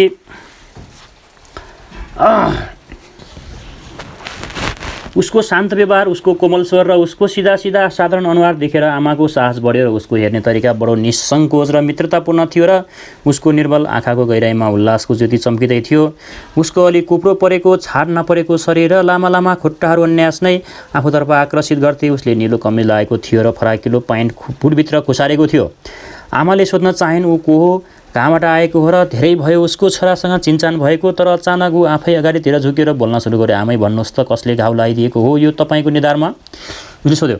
उसको स्वर नरम थियो र आँखामा मुस्कुराहट थियो। तैपनि आमालाई उसको यो प्रश्न मन परेन। आमाको होठ खुम्चिए। केही बेर चुप लागिसके उनले भावविल सिचारले भनिन्, महाशय, तपाईँलाई के खाँचो पर्यो? नरिसाउनुहोस्। आगन्तुकले आफ्नो पुरा शरीर अघिल्तिर झुकाउँदै भन्यो। मैले किन सोधेको थिएँ भने जुन आइमाईले आमाले जस्तो मेरो पालन पोषण गरेकी थिइन्, उनको निधारमा पनि यस्तै घाउको दाग थियो। उनी जुन लोग्ने मान्छेसँग बस्ने गर्थिन्, उसैको निग्लाहले त्यो दाग बस्न गएको थियो। ऊ जुत्ता सिउने काम गर्थ्यो र त्यो उसले मुडोले हिर्काएको दाग थियो। उनले लुगा धुने काम गर्थिन्, उसले जुत्ता सिउने काम गर्दथे। उनको फुटेको कर्म के गर्ने? मलाई धर्मपुत्र बनाइसकेपछि कहाँ हो कुन्नी भेटाएकी थिइन्। त्यो दुष्ट मान्छेलाई नम्बरी रक्सीबाद थियो। त्यो कति भयङ्कर तरिकाले कुर्थ्यो। त्यो दुष्टले बिचरीलाई डरले मेरा आँखा ठुला ठुला हुन्थे। उनको स्पष्टोक्ति अगाडि आमाको केही लागेन। अब उनलाई लाग्न थाल्यो उनको कडा जवाबले कहीँ पाबेल त रिसाउने होइन। होइन, म रिसाएकी थिइनँ। उनले केही लाज मानेर हाँस्दै भनिन्, तपाईँले एकैचोटि सोधिहाल्नुभयो। म अकमक्केँ। हो, लोग्नेले वरदान दिएको हो मलाई यो घाउको दाग। ईश्वरले उसको आत्मालाई शान्ति दियोस्। के तपाईँ तातार हो? पाहुनाले खुट्टा हल्लाउँदै यति जोडले हाँस्यो कि उसको कानसम्म हल्लियो। एकछिनपछि उसले गम्भीरतापूर्वक भन्यो, आज बनिसकेको छैन। तर तपाईँको बोलाइ त ऋषिहरूको जस्तो छैन नि। आमाले उसको यो ठट्टाको जवाबमा मुस्कुराउँदै भनिन्, होइन, ऋषिभन्दा अझ राम्रो। अतिथिले ठट्यौली स्वरमा भन्यो, म युक्रेनी हुँ, कानेभ सहरको बासिन्दा। धेरै भयो यता बसाइ सर्नु भएको? 1 वर्ष जति यो सहरमा बसेँ। अहिले 1 महिनादेखि फ्याक्ट्रीमा काम गर्दैछु। यहाँ केही गतिला साथीहरू भेटाएको छु। तपाईँको छोरो भयो र अरू साथीहरू यहीँ बस्छु होला। उसले जुङ्गा मुसार्दै भन्यो। आमालाई त्यो मान्छे मन पर्यो र छोराको उसले जुन प्रशंसा गरेको थियो त्यसका लागि कृतज्ञता प्रकट गर्ने उद्देश्यले उनले सोधिन्, चिया पिउनुहुन्छ कि एक्लै? उसले कोमलाउँदै भन्यो, अरूलाई पनि आउन दिनुहोस्, अनि सबै सँगै मिलेर पिउँला। उसको यो कुराले आमालाई फेरि आफ्नो पुरानो डरको याद आयो। अरूहरू पनि यहीँ जस्तो भइदिए हुन्थ्यो। आमाले मनमनै सोचिन्। बरन्डामा फेरि कोही हिँडेको सुन्यो। ढोका खुलेर आमा फेरि उठिन्। तर एउटी तरुणी केटी भान्सा कोठाभित्र पसेको देख्दा उनको आश्चर्यको सीमा रहेन। उनी अलि होची थिइन् र अनुहार किसानहरूको जस्तो सिधासाधा थियो। उनले आफ्नो खैरो बाक्लो कपाल एउटै गाँठो पारेर बाँधेकी थिइन्। अबेला भोकी क्या हो? केटीले बिस्तारै सोधिन्। होइन, ठिक छ, युक्रेनीले ढोका बाहिर हेर्दै भन्यो, पैदल आएको हो। अनि त तपाईँ पावेल मिखाइलोभिचको आमा हुनुहुन्छ? नमस्कार, मेरो नाम नातासा हो। पुरा नाम के हो नि? आमाले सोधिन्। नातालिया भासिलेभना। अनि तपाईँको नि? पेलागया निलोम्ना। लौ त अब परिचित पनि भयौँ। हो, आमाले सुस्केर हाल्दै भनिन् र केटीतिर हेरेर मुस्कुराइन्। बाहिर जाडो छ? युक्रेनीले केटीलाई कोट फुकाल्न मद्दत गर्दै थियो। अचाग्ली, बाहिर मैदानमा त असाध्यै जाडो छ। उनको स्वर निकै मधुर र सफा थियो। मुख सानो, वट्टम्म परेका, गोलो ताजा अनुहार थियो। उनको कोटसोट फुकालिसकेपछि उनले आफ्ना साना साना हातले गुलाबी गाला रगड्न थालिन्, जुन चिसोले गर्दा सुनिएका थिए र छिटो छिटो अर्को कोठामा गइन्। उनले भुइँमा टेक्दा जुत्ताको आवाज आउँथ्यो। रबरको जुत्ता लगाउँदै रहेछन्। आमाले मनमनै सोचिन्। ओहो, केटीले काम्दै भनिन्, चिसोले त कक्रक्कै भएछु। पर्खनुहोस्, म अहिले तपाईँको लागि सामोभार बसाल्छु। आमाको हतार हतार भान्सातिर पस्दै भनिन्। उनलाई लाग्यो उनी यस केटीलाई धेरै अगाडिदेखि चिनछिन केटीप्रति आमाको हृदयमा मातृप्रेम र ममता बिउजिन्थ्यो। सँगैको कोठाबाट उनीहरूले कुरा गरेको सुन्दा आमाको ओठमा मुस्कुराहट देखिन्थ्यो। नाखोदका के सोध्दै हुनुहुन्छ तपाईँ? यति ध्यानपूर्वक केटीले सोधिन्। विशेष केही होइन, युक्रानीले शान्त स्वरमा जवाब दिइन्। यी विधवाको आँखा निकै राम्रो छ। म सोच्दै थिएँ मेरी आमाको आँखा पनि यस्तै थिए होलान्। म अवसर आफ्नो आमाबारे सोच्ने गर्छु। मलाई लाग्छ उनी अझै पनि जिउँदै नै छन्। तर तपाईँले त भन्नुभएको थियो उहाँको स्वर्गवास भइसक्यो। त्यो त मेरी अर्की आमा पो। उसले मेरो पालन पोषण गरेकी थिइन्। म चाहिँ आफ्नै साक्कै आमाबारे कुरा गर्दैछु। उनी सायद के भएको सडकबाट कतै भिख माग्दै होलिन्, रक्सी पिउँदै होलिन्। जहिले पनि रक्सीले चुर भएर हिँड्दा पुलिसवालाहरूको थप्पड खाँदै होलिन्। बिचरी आमाले मनमनै सोचिन् र लामो सुस्केर हालिन्। नातासाले के हो कुन्नी छिटो छिटो कोमल स्वरमा बडो जोसले भनिन्। फेरि युक्रानीको आवाज गुन्जियो, तिमी अझै बच्चै छौ, दुनियाँ देखेकी छैनौ। मानिसलाई यस संसारमा जन्माउनु त गाह्रै छ, तर कतिलो मान्छे बनाउन झन् गाह्रो छ। बिचरा आमाले मनमनै भनिन्। उनी त्यस युक्रानीलाई सान्त्वनाका 2-4 शब्द भन्न चाहन्थिन्, तर त्यत्तिकैमा बिस्तारै ढोका खुलेर पुरानो चोर दानिलाको छोरो निकोलाई भेसोभसिकोभ भित्र पस्यो। मिलनसार नभएकाले निकोलाई पुरा बस्तीभरि नै बदनाम थियो। ऊ सधैँ चुपचाप रहन्थ्यो र सबैबाट टाढा टाढा बस्थ्यो। त्यसैले मान्छेहरू उसलाई जिस्क्याउँथे। निकोलाई तिमी? आमाले चकित हुँदै सोधिन्। पावेल घरमा छ। आफ्नो फराकिलो हत्केलाले छ्याकटे अनुहार पुज्दै आमाको अभिवादन नै नगरी उसले सोध्यो। छैन।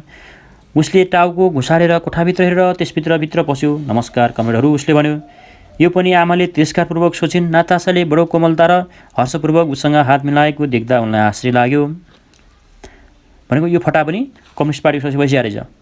निकोलाई पछि अरू 2 व्यक्ति आइपुगे। दुवै भर्खरका केटा थिए। उनीहरूमध्ये एकजनालाई आमाले चिन्थिन्। बडो सुडौल, घुङ्रिएको कपाल र चौडा निधार भएको त्यो केटो फ्याक्ट्रीको पुरानो मजदुर सिजोभको भतिजो फ्यौदर थियो। दोस्रो केटो बडो लज्जालु थियो र उसको सिधा कपाल टम्म पारेर कोरिएको थियो। आमा उसलाई चिन्दैनथिन्, तर ऊ पनि कुनै डरलाग्दो मान्छे जस्तो देखिन्नथ्यो। अन्त्यमा पावेल आइपुग्यो। उसँग फ्याक्ट्रीका अरू 2 जना युवक मजदुरहरू थिए। उसलाई आमाले चिन्थिन्। सामोभार पनि बसालिसकेछ। पावेलले बडो प्रेमपूर्वक भन्यो, धन्यवाद आमा। अलि भेदका किनेर ल्याउने हो कि? आमाले सोधिन्। भोदका किनेर ल्याउने हो कि? आमाले सोधिन्। त्यस चिजको लागि जुन कुरा उनले आफै पनि बुझिसकेकी थिइन्। कसरी आफ्नो कृतज्ञता प्रकट गर्ने हो उनको दिमागमा आइरहेको थिएन। पर्दैन, हामी रक्सी पिउँदैन आमा। पावेलले स्नेहपूर्ण मुस्कुराउँदै आमालाई भन्यो। आमालाई लाग्न थाल्यो छोराले जानी जानी यस बेलाको खतराबारे बढाइचढाइ कुरा गरेको हो। ऊ आमाको हाँसो उडाउन चाहन्छ।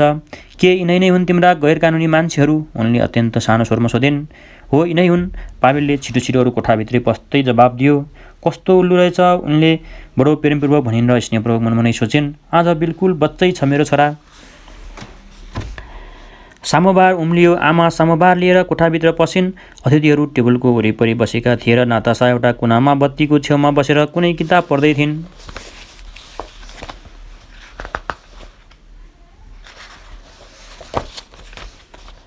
मानिसहरूको जीवन किन यति कठोर हुन्छ? नतासाले भन्दै थिइन्। र उनीहरू आफै किन यति कठोर छन्? युक्राइनीले बिचैमा बोल्दै भन्यो। भन्नेबारे बुझ्न हामीले उनीहरूको सामाजिक जीवन कसरी सुरु भयो भन्ने कुरा पत्ता लगाउनुपर्छ। हो बाबु हो, पत्ता लगाऊ आमाले चिया बनाउँदै बडबडाइन्। सबै चुप लागे। के भयो आमा? पावेलले आँखी बाउँ खुम्चाउँदै सोध्यो। के हुन्थ्यो र? आमाले टाउको उठाएर हेरिन्न। सबैलाई आफूतिर हेरिरहेको पाइन्। म त त्यसै फतफताइरहेको थिएँ। आमाले असजिलो मान्दै भनिन्। म सोच्दै थिएँ यदि तिमीहरू केही कुरा पत्ता लगाउन चाहन्छौ भने किन नलाउने? नातासा खितिदिँदै हाँसिन् र पावेल पनि हाँस्न थाल्यो। आमा चियाको लागि धन्यवाद, युक्राइनले भन्यो। पहिले पिउनु पछि धन्यवाद दिनु, आमाले भनिन् र छोरातिर हेर्दै सोधिन्। के मैले तिमीहरूको काममा त बाधा दिइरहेको छैन? घरधनीको कारणले पनि पाहुनाहरूलाई बाधा हुन सक्छ र नातासाले जवाब दिइन्। तर चिया चाहिँ मलाई छिट्टै दिइहाल्नुहोस्, म काप्दैछु, खुट्टा कठ्याङ्ग्रिसके। उनको स्वरमा केटाकेटीको जस्तो प्रार्थनाको भावना थियो। लौ बा लौ, आमाले हतार गर्दै भनिन्। चिया पिइसकेपछि नातासाले लामो सास फेरिन् र आफ्नो चुल्ठो पछाडि सारिन्। अनि पहेँलो जिल्ला भएको सचित्र पुस्तकबाट केही हरफ पढ्न थालिन्। आमाले बिस्तारै चिया बनाउन थालिन् र चुपचाप उनीहरूको कुरा सुनिरहन्। त्यस केटीको गुन्जदो आवाज सामोभारको विचारमग्न गुनगुनाहटमा मिसियो।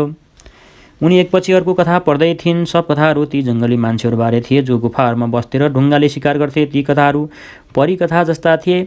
आमा कहिलेकाहीँ छोरातिर हेर्थिन्, सोध्न चाहन्थिन् किन यस्ता कथाहरू गैरकानुनी मानिन्छन्। तर केही बेरपछि नै उनीहरूका ती कथाहरू उनलाई वाक्क लाग्न थालेर उनी लुकी लुकी पाहुनाहरू र छोराहरूलाई उनीहरूले चालै नपाउने गरेर हेर्न थालिन्।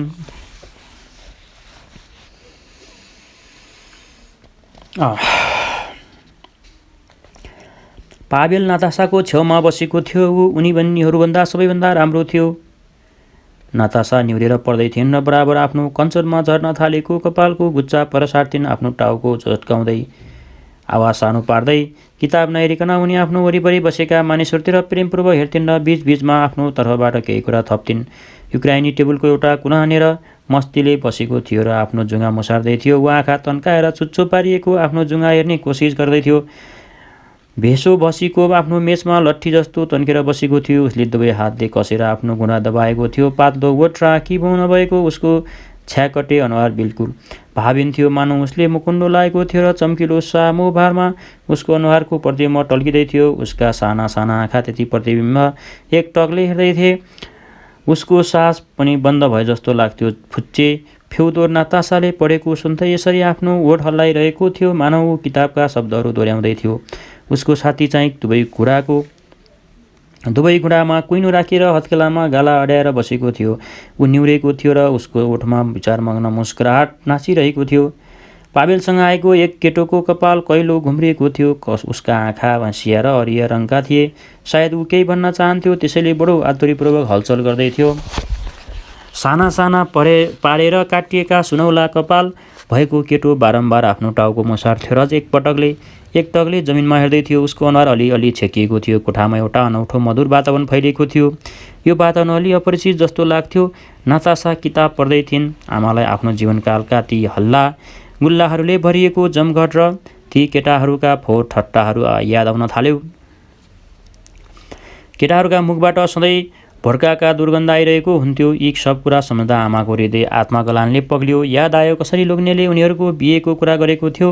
यस्तै एउटा जमघटमा उसले उनीहरूलाई एउटा अँध्यारो ढेउडीमा समातेको थियो र आफ्नो पुरा शरीरले उनलाई भित्तामा घचेर्दै थोत्रे रिसा स्वरमा सोधेको थियो, मसँग बिहे गर्छेस्? पीडा र क्षोभले उनको घाँटी अठ्याउँदै थियो। ऊ बडो निर्दयतापूर्वक उनको छाती मल्दै थियो र उनको मुखमा आफ्नो तातो र आर्द्र सास फाल्दै थियो। उसको पासोबाट फुत्किने प्रयास गर्दै उनले उसलाई घचेर्न खोजेकी थिइन्। कता? ऊ बाघ जस्तै गर्जेको थियो। जवाब दे, लौ भन्। लज्जा र ग्लानले कुहाँ कुहाँ गर्दै उनी चुपचाप उभिएकी थिइन्। यतिकैमा कसैले डेउडीको ढोका खोलेर उसले बिस्तारै उसलाई छोडिदियो।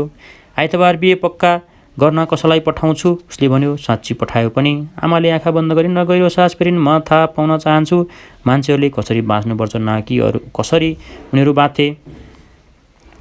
भेसो भसीकोपको भर्किएको आवाज कोठामा गुन्जियो। ठिक भन्यो। उभिँदै कसैले उसको समर्थन गर्यो। म मान्दिनँ, फ्योदरले चिच्याउँदै भन्यो।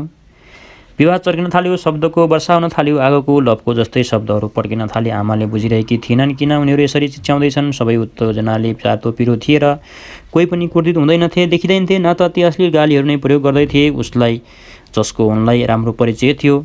सायद केटीको लाजले फोहोरी गाल नगरेका होलान्। उनले मनमनै अठोट गरिन्। नातासा प्रत्येक युवकलाई बडो ध्यान दिएर हेर्दै थिइन्, मानौ उनीहरू अझ बिल्कुल केटाकेटी नै छन्। आमालाई नातासाको अनुहारमा रहेको गम्भीर भावना मन पर्यो। पर्खनुहोस् कमरेडहरू, उनले अकस्मात भनिन्। सब चुप लागेर उनीतिर हेर्न थाले। हामीले सब कुरा थाहा पाउनुपर्छ भन्ने तपाईँहरूको विचार ठिकै हो। हामीले आफ्नो हृदयमा ज्ञानको ज्योति बाल्नुपर्छ, जसले गर्दा अन्धकारमा भट्किरहेका मान्छेहरूले हामीलाई देख्न सकुन्। हामीसँग प्रत्येक कुराको लागि साँचो र इमान्दार उत्तर हुनुपर्छ। हामीलाई सम्पूर्ण सत्य र सम्पूर्ण झुटको जानकारी हुनुपर्छ। युक्रेनले सुन्दै थियो र उनको प्रत्येक शब्दप्रति टाउको हल्लाउँदै आफ्नो स्वीकारोक्ति जनाउँथ्यो। भेसो भसीको कैलो कपाल भएको केटो र पावेलसँग आएका फ्याक्ट्रीका मान्छे एकातिर उभिएका थिए। किन हो कुन्नी आमालाई ती मान्छेहरू मन परेनन्? नतासाले बोलिसकेपछि पावेल उभियो। के हामी पेट मात्रै भर्न चाहन्छौँ र? कदापि होइन, उसले ती तिनैजनातिर हेर्दै शान्त स्वरमा भन्यो। हामीले ती मान्छेहरूलाई जो हाम्रो घाँटी अठ्याउँदैछन् र आँखामा पट्टी लाउँदैछन् देखाइदिनुपर्छ। हामी पनि अन्धा छैनौँ। हामी न बेवकुफ हौँ न त जनावर जस्तो पेट मात्र भरेर सन्तुष्ट हुन सक्छौँ। हामी मान्छे जस्तै बाँच्न चाहन्छौँ। हामीले आफ्ना शत्रुहरूको अगाडि प्रमाणित गर्नुपर्छ। जुन अभिशब्द जीवन उनीहरूले हामीमाथि लादेका छन् त्यसले उनीहरूलाई त्यसले हामीलाई उनीहरू बराबर बन्न र अझ उनीहरूभन्दा पनि अझ माथि उक्लिन कति पनि बाधा पुर्याउँदैन। पावेलको कुरा सुनेर आमाको हृदय गर्वले गदगद भयो। कति राम्रो बोल्दो रहेछ भनेर। त्यस्ता मानिसको कमी छैन जसलाई खाने पिउने कुनै पिर छैन, तर उनीहरू बीच इमान्दार व्यक्तिहरू भेटिन्छन्। युक्रानी भन्दै थियो, हामीले पशुको जस्तो यस जीवनरूपी धार पार गरेर मानव भाइचाराको भावी राज्यसँग सम्म पुल निर्माण गर्नुपर्छ। साथीहरू, यही हो हाम्रो कर्तव्य। लड्ने बेला आइसकेको छ भने किन हामी हात बाँधेर बसेका छौँ? भेसो भकिगोले थोत्रे स्वरमा आफ्नो विरोध जनायो। आधा रात बितिसकेपछि मात्र यो भेला सकियो। सबैभन्दा अगाडि भेसी भसीको र कैलो कपाल भएको मान्छे निस्के। आमालाई त्यो कुरा पनि मन परेन। किन यिनीहरू यस्तो हतार गर्दैछन्? मन नपराई उनीहरूको अभिवादन फर्काउँदै उनले सोचिन्।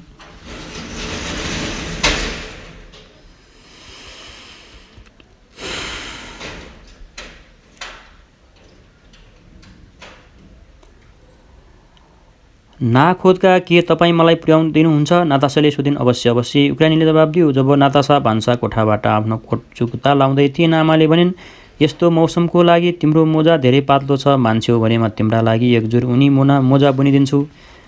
पहिला गया निलोभना, धेरै धन्यवाद छ तपाईँलाई, तर उनी मोजाले घोज्छ।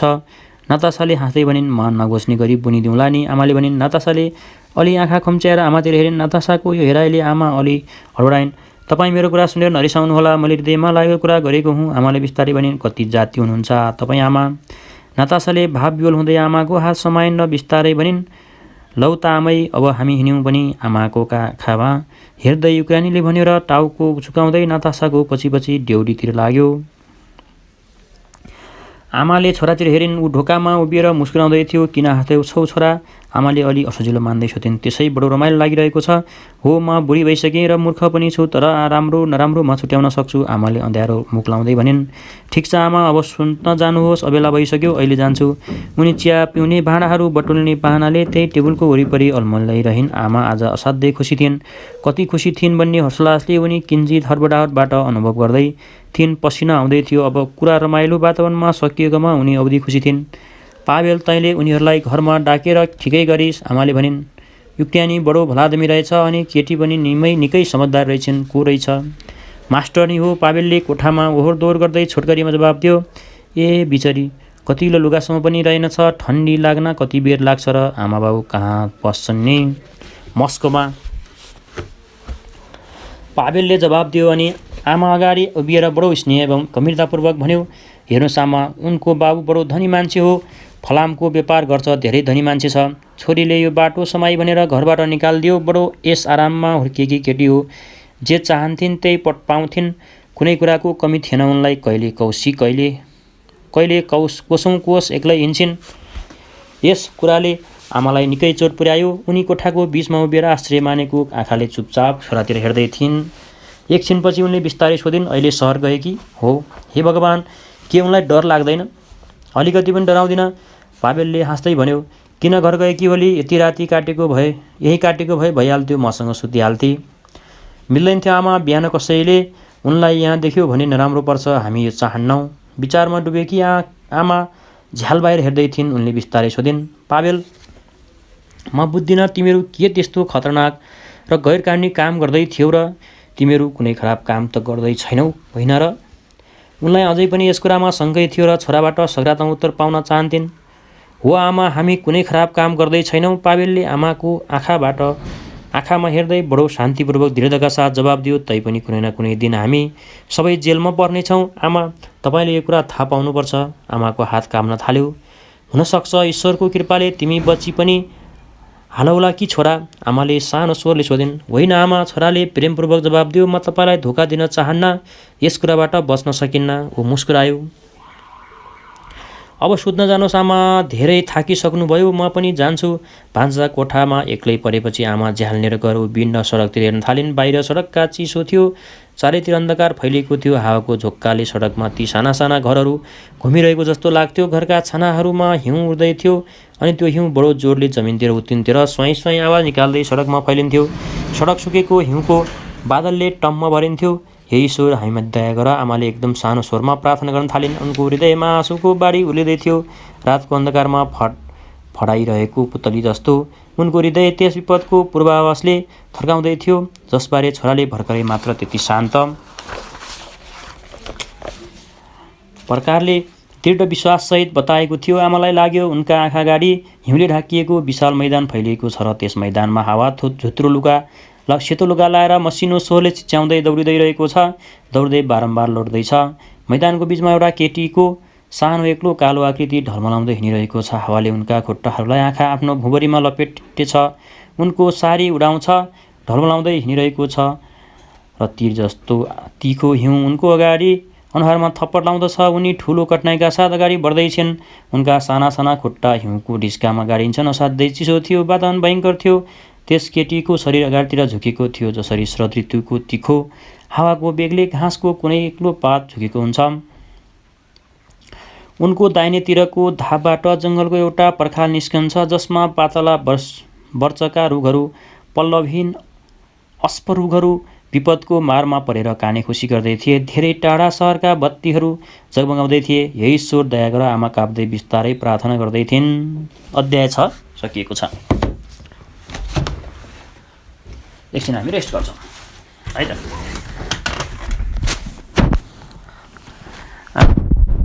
हामीले म्याक्सिम गुर्गीको आमा